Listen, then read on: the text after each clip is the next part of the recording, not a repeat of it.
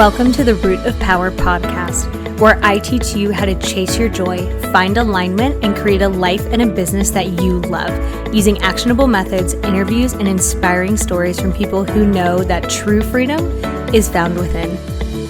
I'm your host, your always hype woman and sometimes ass kicker, Amanda Chills, and I am so proud of you for choosing to step into your power. Come along, we've got dreams to build.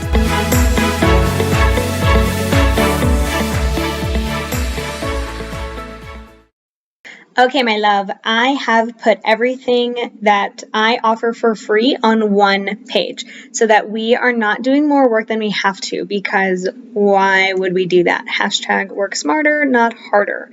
So livemyhappyhealth.com/free. You are going to find everything I've created for not only leveling up in your personal life and building a life that you love, but leveling up in your business life and building a business that you love. Okay? livemyhappyhealth.com/free. Love you. Hello, Root of Power fam. So we have got Corbie Mitlied with us today, who is a woman who does many things. I love multi-passionate entrepreneurs. Like, they are just so wonderful. And she is a lovely embodiment of multi-passionate, multi-talented. She will get into all the things that she does. And she is coming to us from Upstate New York. Upstate New York. I hear the New York accent in you. Welcome, Corbie. Good morning, dude. Good morning. It's great to be here. Yeah, it is. I'm so grateful that you're here. So if you will tell us who you are and maybe like the most fun thing that you're doing currently. Okay. Let's see. I'm trying to think of the 30-second elevator speech. I have been certified tarot master, past life specialist, psychic medium, channel, author, inspirational speaker. Yeah, all that. I am your straight no chaser reader. There is no fluffy bunny at my table. It's here are your opportunities. Here's how to grab it. Here's the tough stuff. Here's how to get through it or around it. Here is your toolbox. Go rock and roll. I work 6 days a week, 14 hours a day. I read about 1,000 people a year, and I get to get up in the morning. I don't have to get up in the morning. So dope. That's key. I love that. I tell everyone the only thing you have to do in this life is die. Everything else is a choice. Yes, pretty much. You get to choose. Wow. So I assume you love what you do. Very much. How did we maybe fall into that? Like, did you know as a kid that you had these gifts? Was your family in that world? Were they accepting, not accepting? Were they like, oh no, what happened? When I was 9, I read a book called The Witch Family by Eleanor Estes. And instead of thinking, ooh, that's scary or ha, ha, ha, I thought, whoa, magic in the world. I want to go find it. I want to be a force witch. Well, not quite, but I knew there was stuff out there. Meanwhile, everybody in my family was medical. Dad was a doctor, mom was a nurse, my brother is a doctor. I could have stood on the table at dinner and recited Shakespeare and they wouldn't have seen me. I was an actress, I was a writer, I was a rebel. So I was always considered the family failure. Left Brown University after 2 years. At that point in the 70s, it was everything was pass fail. You took your 8 courses in your major and then you could do Swedish and basket weaving. And for someone like me who needed structure, you know, imagine a 6-month-old golden retriever puppy with no leash. It was absolutely the wrong school for me to be in. So I left trying to find joy and purpose. And after that, because I grew up in a very dysfunctional family, my mother was an alcoholic, cross-addicted, barbiturates, emotionally abusive, etc. I took wrong turns for years. Job after job after job. 2 very short marriages, which ended in divorce, poverty, rape, abuse, you name it. Finally met the right guy in 2000. We're hitting our 20th anniversary this year. Congrats. Also had to do the cancer dance 3 times. So it has not been easy. At the same time, in the early 90s, I could do hands-on healing and talk to dead people with no training. That's when I knew that I was being called to service, because I started reading tarot when I was 18. Yeah. 1973 Spencer Gifts, the James Bond 007 Terror Deck, and I bought it. Yeah. I did it part-time, doing the outside career: actress, author, inspirational speaker, legal assistant, video producer, executive recruiter, writer for a graphic novel series called Whatever ElfQuest. paid bills. Wow. Right, but always the psychic work on the side until 9/11. As we watched the towers burn, I turned to Carl and I said, I need to do this work full time. People need to know there are other answers out there. And he said, I believe in you. Go do it. It's what's inside my wedding ring. We love So that. for a year, I still worked 70 hours a week for a woman who threw files at my head when she didn't like what I told her, and always found an excuse not to pay me my commissions. Quality boss. And well, she is what she is. Yeah. She's a multimillionaire, and you don't get to be a multimillionaire being nice. After a year doing it evenings and weekends, when I knew that I could make a living at it, I slammed the door on corporate, and I have never looked back. Yeah. I cannot. That's a lot. So I love that you've been there forever. And I know a lot of people kind of get into like apprenticeship type things with this. Have you worked with mentors? Do you have a like community that you have found? Well, I kind of create my own community. I had a short mentorship for mediumship. And if I had a spiritual mentor, if you will, not teaching me the skills, but philosophy on the world, that was Wendy Peeney, who is the artist and writer with her husband of ElfQuest, which is a legendary graphic novel series. It's been around for 40 some years. It's won every award in the book. Millions of people all over the world read it. At this point, all of my work is based on what have I gone through myself. Yeah. Also, being one of the 4 major channels for Robert Schwartz in his book on pre-birth planning, your soul's plan, your soul's gift, your soul's love, has given me a real idea of what I'm good at. Because the thing is, when Spirit gives you your draft notice, it goes rifling in your file cabinet to see what you got. Yeah. With me, theater major, so I understand character arcs. Words are my drug of choice, so I can tell stories. And I have been interested in history since I was a wee thing in single digits. So that's why past lives are easy for me, because I can pinpoint them and bring down the details. I was on circuit, which is, the psychic fairs, all across New York, down the East Coast, into Canada for 18 years. Wow. 45 weekends a year on the road, 45,000 miles. My nickname was the Travel Channel. But Spirit decided I was done in 2019. Herniated disc, pinched nerve, makes having triplets look like a tea party in terms of pain. After I got better, the doctor said, well, your career is toast. You're not going to be doing the 10-hour drives anymore, and you can't load in and load out. Yeah. I scrambled to put my business completely online, but that was the universe having my back, because that was fall of 2019. What happened in March of 2020, but the advent of the years of Murder Hornet Bingo and Hold My Beer. Right. If I had still been on circuit, I would have bankrupted. My business has been good and better since then. Good for you.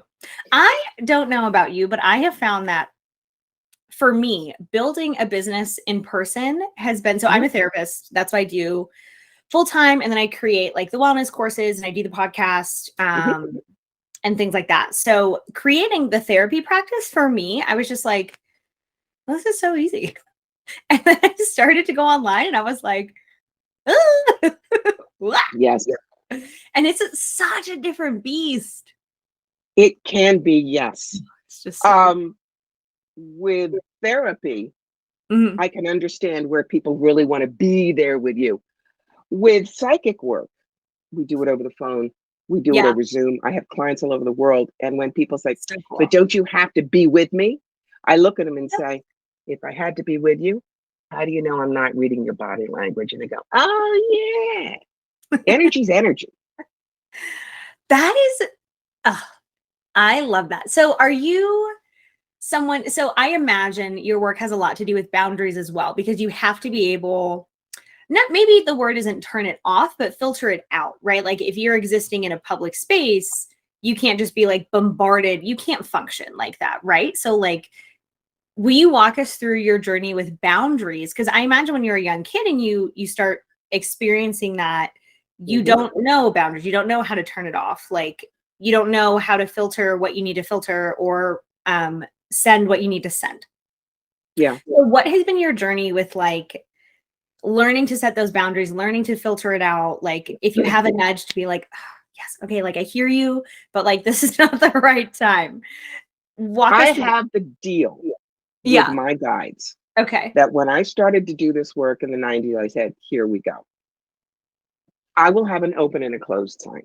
I am not someone who will walk by you on the street and get a hit and say, I have to go to tell this person Yeah. this. That's a drive-by psychic shooting. You know, people see the Long Island medium walk up to a woman who's messing with cantaloupes at Wegmans Yeah. and saying, excuse me, your Aunt Dora says you got a bowl tire in the back and you're going to die in an accident if you don't get it fixed in 2 weeks. Just telling you, and walks away. That does not happen. Yeah. Because number one, all of her PR people go out and look at all the Wegmans in Long Island, and then they interview people. Do you want to be on the show? And have them sign model releases, and Right. then it's rehearsing 6 times.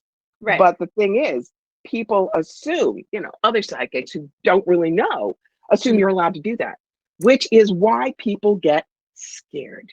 Mm. They do the same thing with healing work, and I've experienced this myself at fairs. Fine, I've been reading for hours, and so I'm like this, and I've got a headache and a neck ache. Well, little dancing raccoon comes up to me and goes, I'm a Reiki master. I can help you. And the hands go up like this. And I say, excuse me, but no, thank you. I'm very picky about whose energy I use. And then she goes, no, really, I can't. And she comes at you like this, and I have to go back off. And she goes, you're not very love and light, are you? Well, you don't listen very well, do you? Right. Like that's part of being the New York psychic. Do not mess with me. Yeah. I love New Yorkers' energy. I tell people all the time. So like sometimes, and maybe you see this in like that community, the healing community, where like not everybody's ready for your insight. And just because you have it doesn't mean it's kind to give it. So sometimes I'll have people who like, go through therapy, and I'm extremely education based. So I'm not just like we're teaching along the way, right? As you should be. So they'll say like, they'll start to recognize people in their life will do things because it's a trauma response, because, whatever. And they'll be like, well, I'm going to tell him. And I'm like, no, You can't. just because you have this insight doesn't mean it's helpful, doesn't mean they're ready for it. Like you may do more damage opening up a wound that you don't know how to close. That's not kind. You're not helping them. So then they have that conversation and it's helpful. But I imagine you run into that with new people, inexperienced people, excited people all the time. The most you can do is ask them a gentle question to let them look at it. A lot of what I do, part of it is psychological, how we work. And I learned some really wonderful stuff from a place called the Option Institute that was very active in Massachusetts for 40 years. At this point, the founders are 80, and so it's kind of shutting down effectively. But the 3 questions are, what are you X about? Why are you X about that? And the question we never ask ourselves, what do you think would happen if we weren't X about that? Okay. Yeah. And the other thing to teach them is how to be a happy Martian detective. A happy what? Yeah. Martian detective. Martian. Okay, Martian detective. Here's the example. You were sitting across from me and you had water coming out of your eyes. I might say, why are you crying? But I could be wrong. Little Bleeblop from Mars has been told, go and observe humanity. He's all excited. He's never been to Earth. And he comes toddling up to you and he goes, why is there water coming from your eyes? But he might get a better answer because maybe your contact lenses are bugging you, or maybe you have allergies, or maybe there's an emotional basis. How funny. When we ask without judgment, all the answers open up. And there's a story I tell that is a brilliant example. Guy was married with a little girl. He was in a terrible car accident. They fixed him, but his face kind of looked like spin art. He was terribly embarrassed, kind of walked around like Quasimodo and Hunchback, but he was still married with a kid. So one night he was putting his daughter to bed. She takes his face, smushes it next to hers, and goes, "This would be a great picture, but it would be better if mommy's face were in the picture." Now, old him would have said, "Even my daughter thinks I'm hideous," permanent PTSD. But instead, he was the Martian detective and just said, "Why would it be a better picture if mommy's face were in the picture?" Yeah. And she looks at him and goes, "Because you take better pictures than mommy does. She can't hold the camera still." One question avoids decades of my daughter hates me. Pain. Yeah. Wow. Questions are magic. Aren't they, though? Mm-hmm. Oh, they just are. What an interesting healing modality you have. Because it's similar work, right? People come searching for answers. Mm-hmm. And in like, I don't know how long your sessions are, or how long do people tend to work with you? Do they tend to come back? They can go, they can. I don't mind if they don't. If I do all my work in one, that's fine.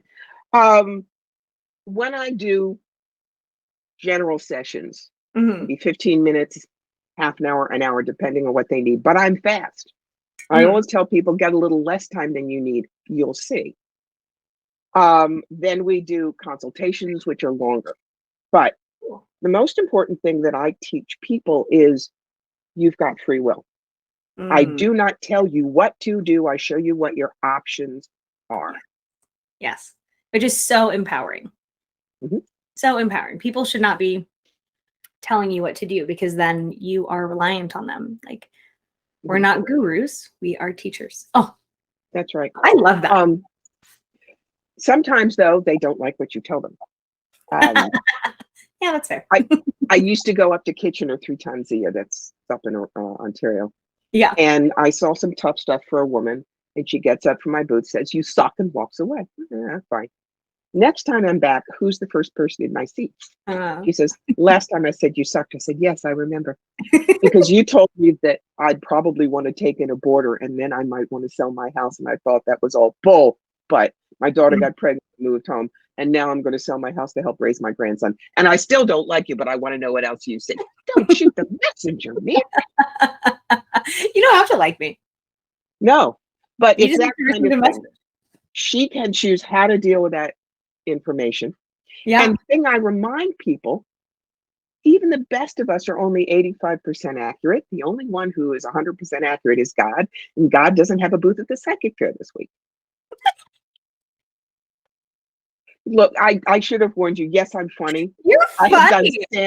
I've done stand-up comedy on You Think a Psychic's Like That Me. is hilarious. So. And God doesn't have a booth at the psychic fair this week. Oh. What does your husband do? Carl is now retired. He is a professional historian. Oh, remember, I'm 67, he's 69. And for 23 years, he was director of the Old Stone Fort Museum here in Schoharie County, New York. It's an 8-building Revolutionary War site.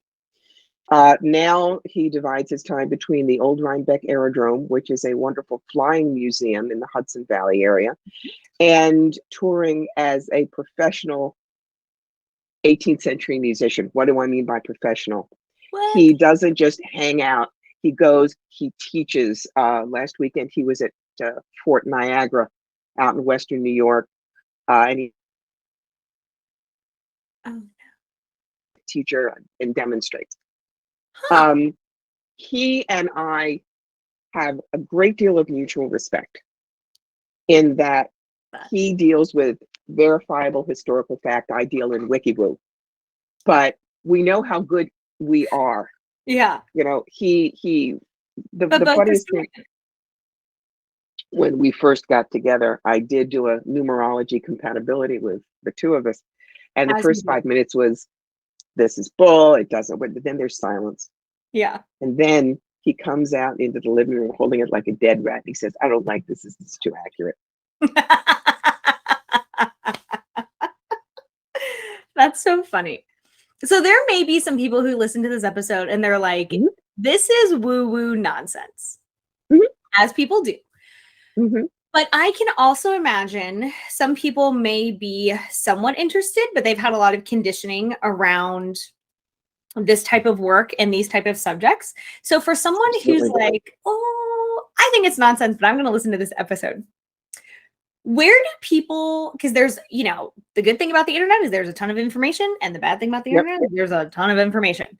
So Yep. if someone is intrigued by this and they want to start looking into past life regressions or what tarot does or energy readings, like, where do people go? How do you even start? Well, there is a lot of stuff on the internet. You have to be judicious in what you look at.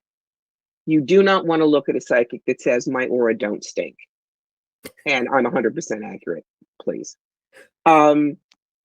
The way I work is I will show you options. For instance, Sure. if you said to me, I want to open up a vintage clothing store, I would not flip a few cards and say, wait until October and fire the second redhead. What the hell? It would be a card for you, a card for the energy around the business, the brick and mortar location, how to market it, clients, competition, staff, finances, what you need to know, and best possible outcome. Why can I do that? Because I was an executive recruiter. I canceled people in careers for years. There is no reason why I can't use part of my left brain and part of my intuitive to give you enough information to rock what you want to do. I also teach people never ask yes or no questions. Number one, if you want it to be yes and I say no, where are you going to go? Also, that sets you up for the fake gypsies. I know you want to start a business, but you have a block. Now, I have a magic calendar for $600. That clears everything. So you always ask the empowering, how do I? Yeah. Where can I? Well, because everything is also, it depends. So I have people ask me yes or no, or they'll ask me, I have a client the other day who said, what do you know about PTSD? And I was like, I need you to be a little more specific. Like, what information are you looking for? And then they gave me the story on why they're asking what's happening. And I was like, okay, now I have something to go on. But like, I need you to give me some context. Yeah. And I think a lot of people, because it can be, well, you would be a good person to ask. Like, when you are maybe indecisive and you make a decision, the energy shifts, right? Or like today versus next week, if something happens, the energy shifts. So what may be a yes now is not a yes in 3 months, because everything is, it depends. And just because we like are climbing the mountain, we're going to get to the peak, doesn't mean we're taking this specific trail. There's 1,000 ways to climb a mountain. So it's like, am I going to open a business? Yes, but that may be 5, 10, 15, 20 years, 3 months, 1 month. Like, it's not clear enough. Also, that's the whole thing with pre-birth planning versus free will. Oh yes, talk about that. We all come in with things we want to learn.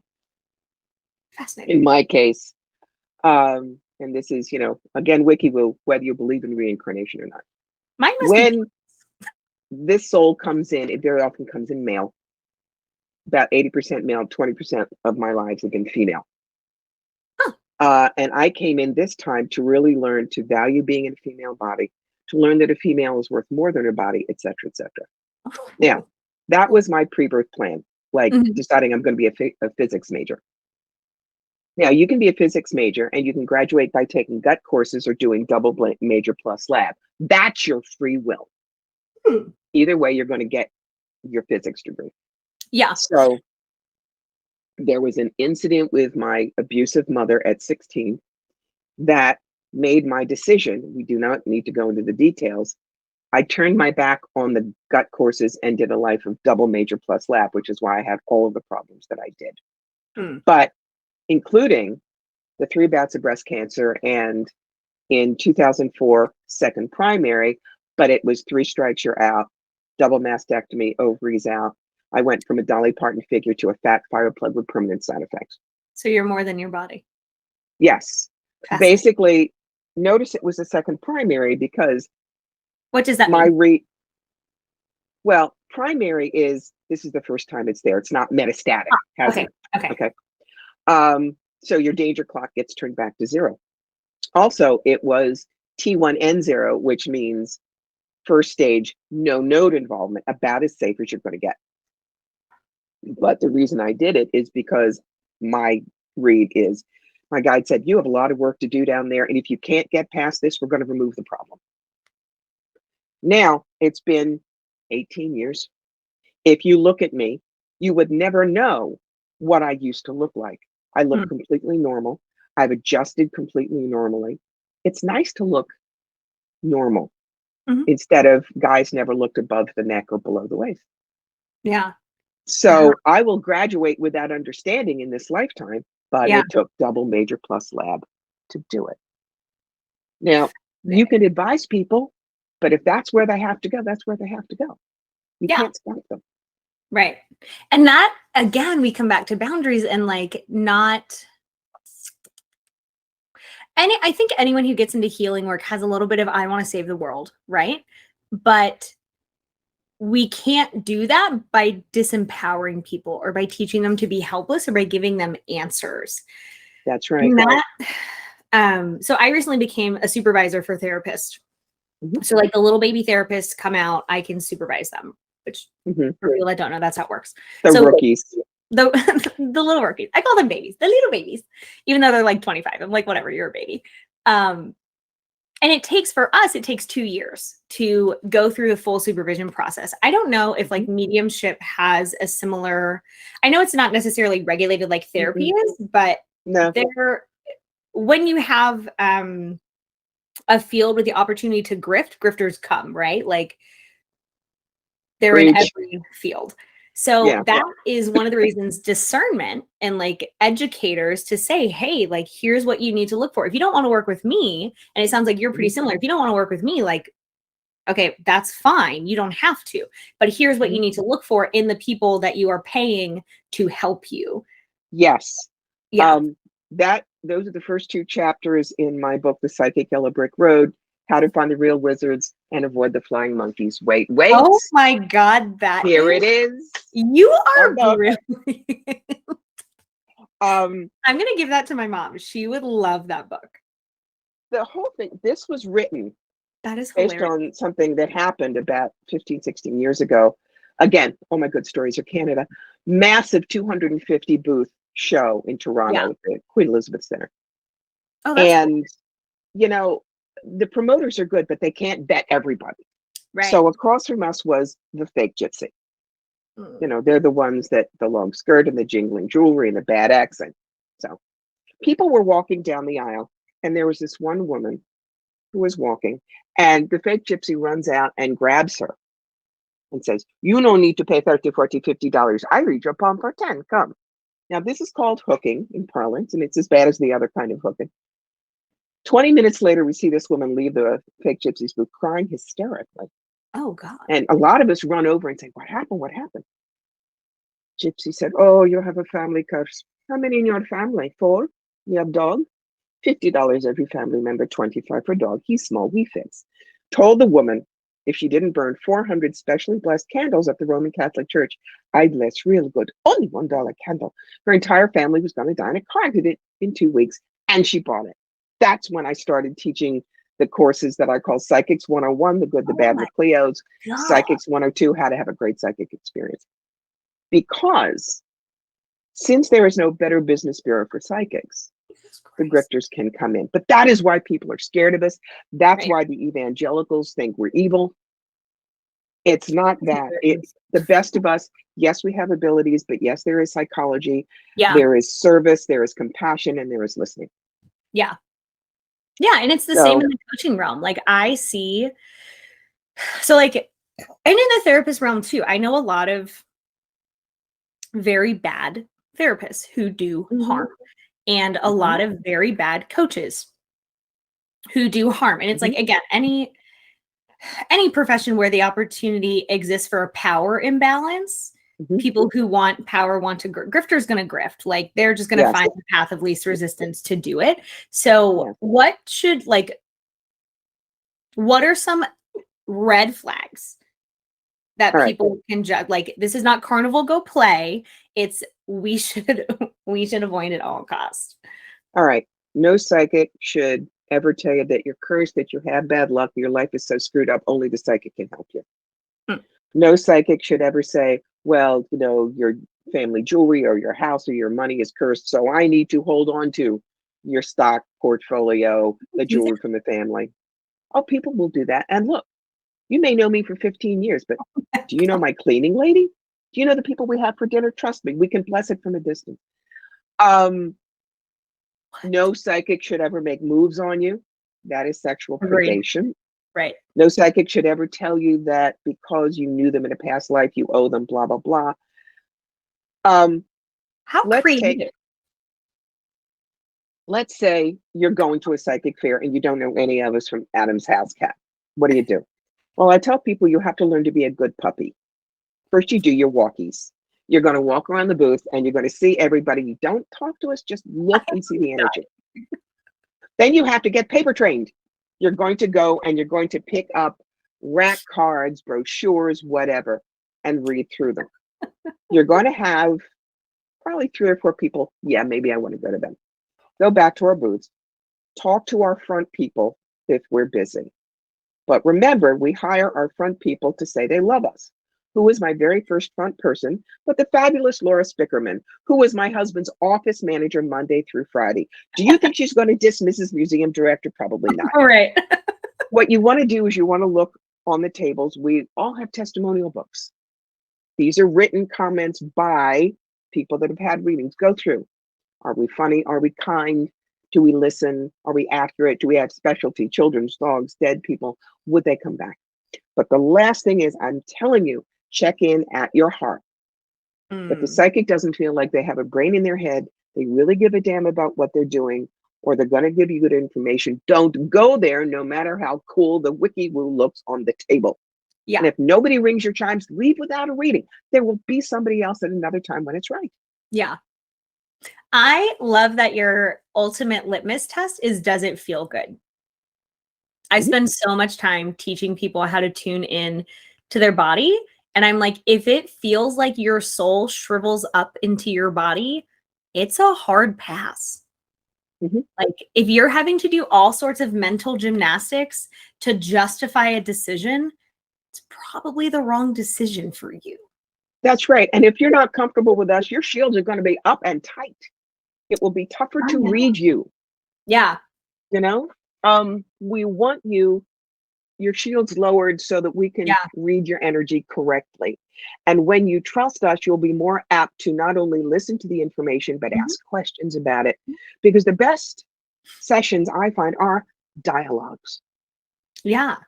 You don't sit with me and just fold your arms and go, well, you're not supposed to tell the psychic anything. So go ahead, read it. That's like trying to climb Everest in sneakers, guys. There's no grip.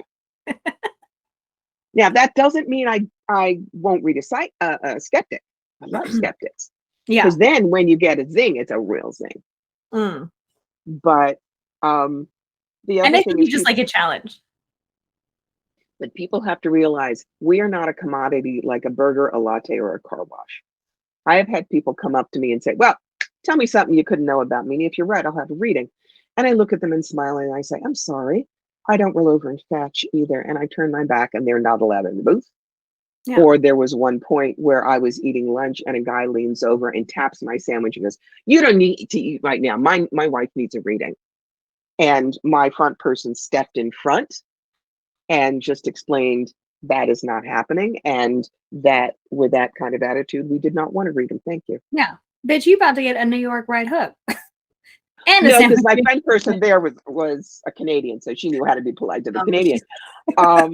But because people don't understand what we do, when people have fear, they hit out. When people want to make sure they feel superior, they hit out. Right. It's like, and I know that sometimes this can happen with people in the counseling business. They try and see if they can get a bargain. Well, you're not doing anything right now. Why don't you read me for half price? Or can me and my friend come in and have just, we just pay for one reading? Or, well, do a lot of readings for me. And if you're good, I'll tell everyone that you're good. Or they stand in front, well, I really want a reading. And they stare at you, daring you not to give them a reading. And my favorite, what do you mean you won't read me for free? That's God's gift. You're not very spiritual. Well, yes, Celtic That's oracles used to so read you rude. for free because you'd bring them a chicken or a bunch of firewood. You don't Right. do that now. And when I flip it and I put a normal business in each of those Yeah. questions, hairdresser, plumber, Right. You would cleaning never. lady, everybody goes, "Oh, I'd never do that." Well, then don't do it to me. Right. That's the boundary. We Right. intuitives must stand our ground. We deserve to get paid if we are at all Yeah. reasonably accurate, professional. Mhm. Well, That's you're how it doing a works. job. Exactly. Like you're still Exactly. doing a job. Listen, your word of mouth ain't paying my bills, boo. That's right. You know, I explain to people when I do a 4-day show, booth fee is about $1,000. I'm on the road for 5 days. That's, Yeah. hotels, etc. Yeah. Food, gas, tolls, and paying my fund person. No, I can't do it for free. Right. It costs me to be here. Yes. That's bananas. Because you'd think if they were at a show, Hmm. the whole point is to get a reading. So that's really interesting to me that people who like purposely go out of their way to go to a show would then react like that. People have their reasons. They really do. Yeah. Um, Part of it is fear. Part of it is, I want to make sure you're real, but want to make sure you're real. Push, push, push is like people who want a relationship, but push, push, Mm, push. The right. the 30-second example of a lot of women's life. Oh God, nobody loves me. He's paying attention to me, but he's such a loser. Maybe I'm a loser too. Push, push, push. I'm so alone. Yeah. What they do? Come on, Yeah. I guys, think a lot of change people the attitude. block themselves from happiness. I was just talking to a client about this last night. They were like, I am getting into a new relationship and I'm fucking it up. Why am I fucking it up? I really like him. And I said, well, there's your answer. It's because you really like him. And they're like, what? And I'm like, we're all terrified to be happy. All of Mhm, us. mhm. Like, welcome to Yeah, humanity. We're weird little gremlins who make no sense. Like, that's right. we're That's just an right. electric meat suit with gremlins running our brains. Like, I always remember Men in Black. yeah, yeah. When I'm trying to explain the idea of the soul versus the incarnation, I remind Mhm. them of when they pushed the button by the guy's ears and it flipped open and the little Yeah. dude was on the inside. Little guy. That's us. That's our soul, and it's And running the meat and suit. that's consistent throughout our lives. Yes, yes. Fascinating. Do you You always know, come back as a person? I think you do. I know that some people believe. Everyone says I want to come back as my cat, but no. Um, So cats always come back as cats? I think they do. I know Huh, mine did. Um, that's cool. yeah, Are it they was always great. our cats? Well, Or maybe anyone not. who's been my cat is stupid if they don't come back as my cat again. Trust me. Um, I feel about my farm animals. but do we? Are there other I'm sure that other planets. Whatever. Remember, we are a dust pixel in the galaxy. Yeah, Who's which to is say why. that this is the only place we learn? Yeah. Um, so maybe on planet Mapufi, you come in as a centipede because that's the dominant life form on planet Yeah. Mapufi. You don't know. Um, but when people who are Bible thumpers come to me and go, well, God says we only live once. I go, yes, you're right too. And this is why. The soul is what comes back time and time and time again. Hmm. Amanda, Corbie, we're one and done. This particular recipe will never happen again. Hmm. And the way I show them that is I take the example of the actor Matt Smith. Now, Matt Yeah. was the 11th Doctor on Doctor Who. He was my doctor with a bow tie and the two short pants and the crazy best friend. But when he was done, he hung up the doctor suit in the closet and turned right around and became Prince Philip in The Crown, a totally different person. Yeah. Matt Smith is like your soul. The doctor and the prince are incarnations. When people see that, they get it. Yeah. So when Hmm. I am reaching your dead Aunt Mabel, what she's going to come down, she may put on the Aunt Mabel suit for you. She's in Yeah. her full soul self and is left behind all of the problem stuff. Let's use my father as an example. Dad was my best friend. We even shared a birthday. He was a Cute. brilliant, brilliant doctor. If I'm doing something, reading somebody medically, especially if it's cardiac, he'll come in. What do I get? He still comes in with his terrible ability to pun, his deep compassion, his incisive medical training. What has he completely left behind permanently? His depression, his anxiety, and his hypochondria. There is no need for that in heaven. None. Mhm. And so that has completely dissolved. That is in the closet forever. What I get when he comes down are all of the wonderful things that made him the beloved father and doctor that he was, because that's the true soul shining through. Yeah.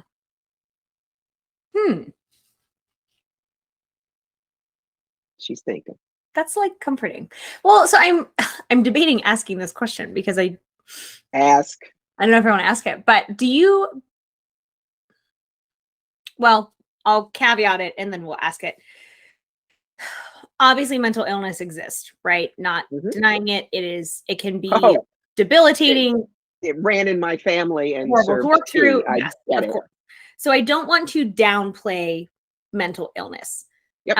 But I wonder if in this view, if mental illness is something we go through to learn a lesson that we have to learn now, or if it can be viewed as that. And I don't want that to sound minimizing. I don't want it to sound like invalidating. But I think it's worth asking if we're having this conversation about like life lessons and what we leave with and what is our true essence. Like, all right, we have 2 normal feet. Why would someone come in with a club foot? We learn through these things, you know, and that brings up the idea of karma, bad and good, versus what Robert Schwartz and we, his channels, understand as karma is actually 5 things: unbalanced energy, which is a neutral; healing, service, contrast, and healing of beliefs. So in that case, maybe the mental illness helps heal one of those things, or it is a sign that it's that double major plus lab thing. Yeah. Let's take the example of Ryan White. He was the kid that got AIDS from a blood transfusion in the late 80s. And this is before really people knew much about AIDS. So he was a pariah. People wouldn't let him in school. People, were cruel to his family. And if you just think about bad and good, he must have been terrible. Look at that bad karma. But let's look at his life. Yeah. At that point, he became friends with Elton John, who was drinking and drugging and, driving himself into an early grave. But he was so moved by Ryan and his family, he became very close. When Ryan died, he played at Ryan's funeral. Ryan inspired him to get clean and sober, which he has been for over 30 years. And he started the Elton John AIDS Foundation, which has raised over $500 million for HIV and AIDS research worldwide. Wow. You see that all of that was triggered by the friendship with Ryan White. Yeah. Then my understanding is Ryan White's soul said, all right, tough incarnation, short incarnation, but look what can come out of it. So his karma was karma of service, not bad person. Huh. I think a lot of people get karma wrong. They do. Because we love to simplify things. Again, little gremlin brain is like good or bad, yes. Black and white. Da, da, da. That's right. Huh. Interesting. But God, however you see God, Christian, Jewish, Buddhist, Muslim, Ralph the Wonder Dog, I don't care, is so beyond our comprehension. Why would he behave like it behave like a 3rd grader who goes, you didn't give me your bologna sandwich, you're bad, boom, lightning. No. Right. There is nothing but compassion. We're the ones who make things difficult for ourselves. That is so true. We really do make things difficult for ourselves. I look at clients all the time and I'm just like, you made that up and you decided it was true. And now it's making your life difficult. Why are we doing this? I'm like, if you stick your hand on a hot iron once, legit, you didn't know, or somebody told you didn't believe them. But to stick your hand on it and keep it there and be like, oh my God, my hand is burning so much. But it has to be on this iron because I decided it has to. And it's like, take your hand off the damn iron. It's also conditioning. 100%. Very often women in their 40s and 50s will come to me empty nest syndrome. I just got divorced. Well, what do you want? I don't know. And they mean it. Yeah. And this is why, at least for my generation, you're 4. There's a plate of cookies. You're a smart 4-year-old. You know there's more cookie in the big one than the little one. So you reach for that, and your mother goes, bad, and you're selfish. So you're not even going to get a cookie. And she gives it to your little brother who eats it at you. Right. And then she compounds it with saying, besides, girls who eat cookies get fat. Nobody likes a fat girl. Do you really want the cookie? We are emotionally bludgeoned Damn. to the point where when we're 7, women are subliminally know if we want anything, we're wrong, we're bad, we'll be punished, and we have to watch somebody else. And selfish is the worst thing you can be. Yes. And so that's why they have emotionally been shackled. Mm-hmm. That's where the what do you think would happen if you stopped believing X really comes in as the key to the lock. Yeah. Because then it opens up possibilities. It's not even like, do you think you can stop believing X? Because most people are like, well, no. And it's like, well, actually you can. Mm-hmm. But it gets around their like unconfidence, disconfidence. My dog is making Hi, Wooflet. What kind of a Wooflet do you have? She's a pit mix. A pity. A pity. I love pitties. She can be on camera if she wants to. She can be on camera. Bubba, what are you doing? Come here. I'm taking a nap. Oh, but do not disturb Nappy's mummy. She's got her little paws on over her nose. Like, I can just die. Why are you so cute? I've got the cat version. I've got a 27-pound Maine Coon. I love Maine Coons. They look like forest gods. I know. He's the size of a beagle. That's amazing. Yeah, he's that's why his nickname for the house is High Commander. But anyway, back to two-leggers here. Yeah. If we show people that their free will is truly theirs, they can't get it wrong. That your beliefs, everybody, we believe what we believe because all we want is to be happy. And that's why we do what we do. Change your beliefs and you can change your circumstances. Questions are not so much signs of doubt as the ability to crystallize what we know. That's a Barry Neal Kaufman quote. Oh, I like that. I love that. You're right. Change your beliefs and you can change your life. And on the flip side, whatever you believe, you're going to prove right, which is the other thing I tell people all the time. If you believe you are never going to be happy, you're going to ruin every chance you have. If you believe you don't deserve to be happy, you're going to prove that right. When that doesn't even help you.